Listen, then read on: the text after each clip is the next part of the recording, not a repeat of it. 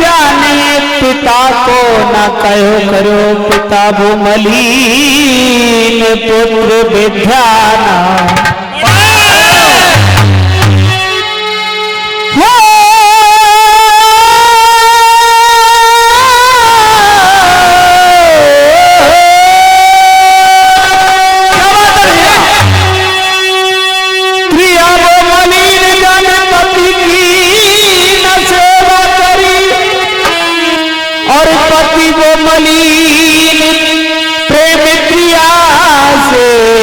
बढ़ाओ है और क्या हर मन वो मलिन जाने कृष्ण नाम लियो नहीं तन वो मलिन कूद गंगा में मेरे आदरणीय महानुभावों, हमने सुना था और ये बात सत्य है कि इस बीच में छतरपुर की बराबर ज्ञान आसपास के गांवों में नहीं है, लेकिन 40-50 वर्ष मुझे कीर्तन करते हो गए। मैंने जानी कि पार्टी सुधर गई होंगी, लेकिन पहले मैंने होरी पकड़े, मैंने होरी के बाद में अब क्या पकड़ा है, ढोला की राह और रसिया, ये संकीर्तन में नहीं माने जाते हैं। आइए मास्टर जी आओ। हाँ सज्जनों,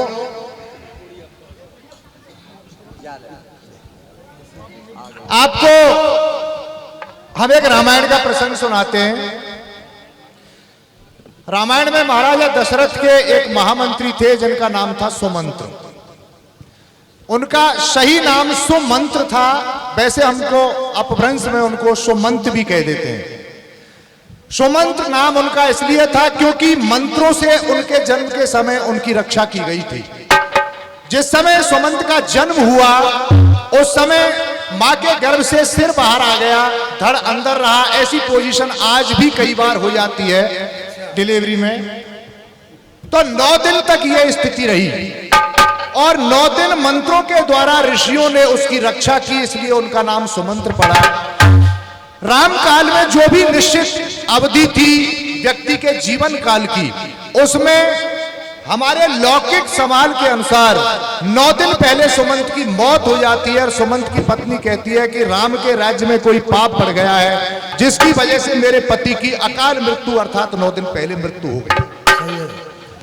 इस बात को सुनकर के जब राम के दरबार में ये चर्चा पहुंची, राम लब को भेज देते हैं यमराज से, यमदूतों से अपनी उसकी जीवात्मा वापस लेने के लिए।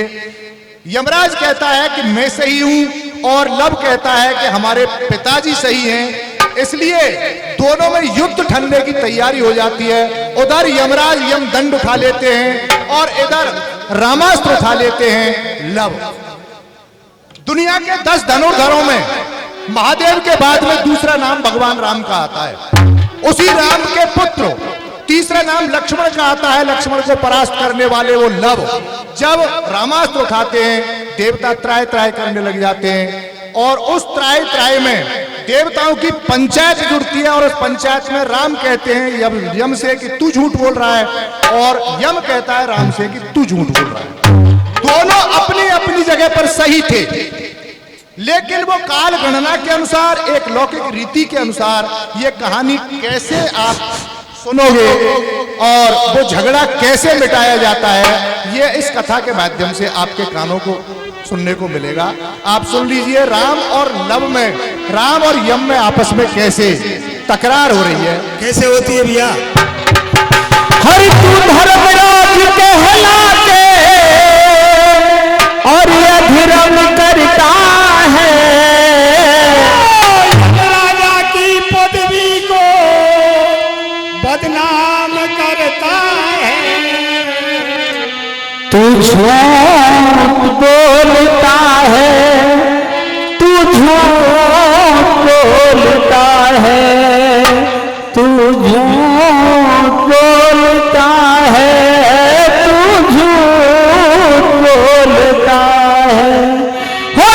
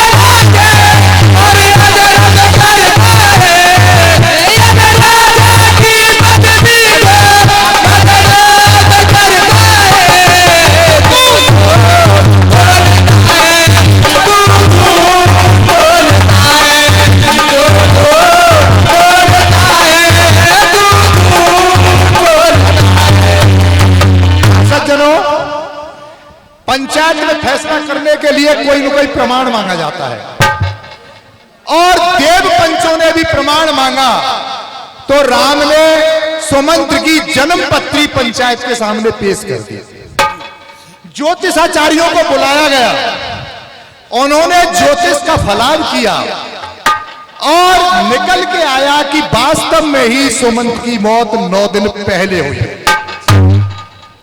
अब 9 दिन पहले हुई है तो राम यम पर हावी हो गए कि हम सही हैं, लेकिन यम कह रहा है कि मैं सही हूं, क्योंकि उनमें फर्क क्या था? यम कह रहा है कि जब से सांस चालू हो गई मैं तब से दिन गिन लूंगा, अर्थात जब सिर बाहर आ गया तब से दिन गिन लूंगा मैं। और राम कह रहा है कि जब जन्म पूरा हो गया और माता खुशी मनाती है हम उस समय से दिन मानेंगे। इस तरह 9 दिन ये पंचायत चलती है और 9 दिन बाद फिर सुमंत की मौत सही होती है। तो कैसे कह रहे हैं, ये कब से दिन गिनने वाली बात आ रही है,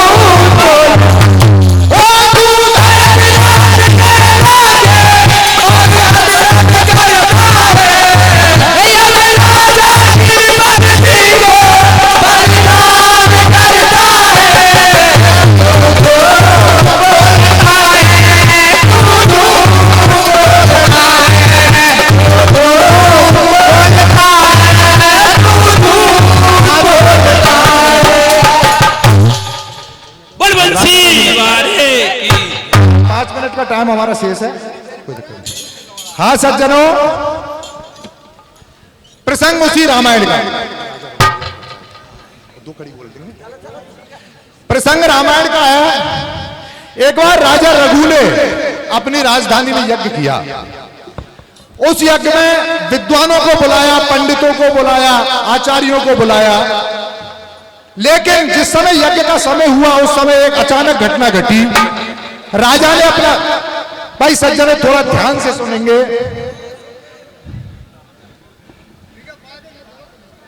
आप तो सुन रहे हो साहब, बच्चा है छोटे से, कोई दिक्कत नहीं।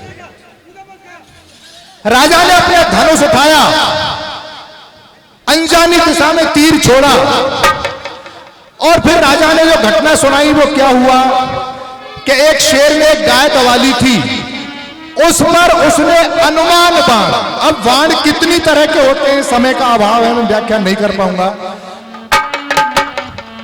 बाण छोड़ा, शेर मर जाता है। इस घटना को देख करके वहां मौजूद रावण रघु से दान मांगने के लिए आता है। यह शंका निवारण होता है किस चीज का, कि भरत को पता चल गया कि राम के ऊपर विपत्ति आई हुई है, सीता का हरण हो गया, लक्ष्मण शक्ति लगने से मृत्यु शैया पर पड़े हुए हैं, लेकिन फिर भी भरत अयोध्या की चतुरंगी सेना लेकर के राम की सहायता के लिए क्यों नहीं पहुंचा।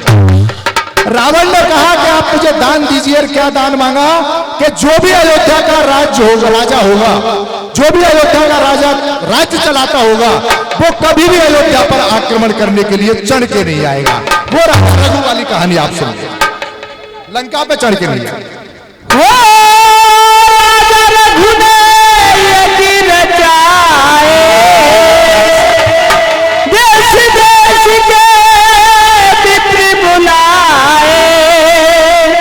रावण से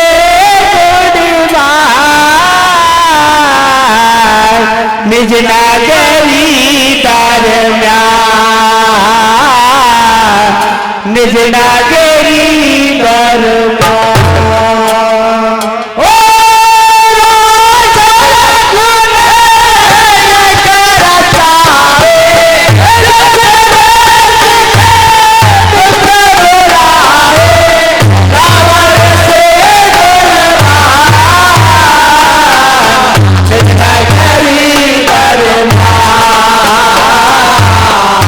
नगरी दरम्यान